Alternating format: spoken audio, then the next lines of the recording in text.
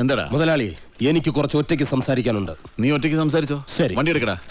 അതല്ലാന്ന്, നമുക്ക് രണ്ടുപേർ കൂടി ഒറ്റയ്ക്ക് സംസാരിക്കാനുണ്ട്. മുതലാളി വന്നേ. മല്ലയ്യയുടെ ബംഗ്ലാവിൽ ചില കല്യാണ ഗൂഢാലോചനകൾ നടക്കുന്നതായി എനിക്ക് ന്യൂസ് കിട്ടിയിട്ടുണ്ട്. ആശാന്റെ പെൺമക്കളെ മല്ലയ്യും മുരുകനും ചേർന്ന് പടലിയോടെ കെട്ടാൻ പോണത്രേ. അതിലൊരു ചതി ഇല്ലേ? എന്ത് ചതി? അപ്പ മുതലാളിയുടെ ഡോക്ടർ പെണ്ണിനെ ആ മല്ലയ്യ കെട്ടില്ല.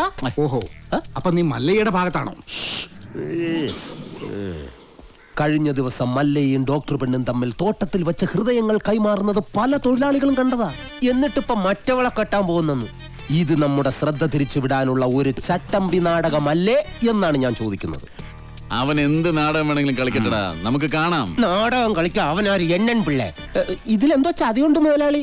അതെന്താണെന്ന് നമുക്ക് ചോർത്തിയേ പറ്റൂ. അതിന് എന്റെ ഇല്ലാത്ത ബുദ്ധിയിൽ ഒരു ഐഡിയ തോന്നുന്നുണ്ട്. നമ്മുടെ കൂട്ടത്തിൽ ആരെങ്കിലും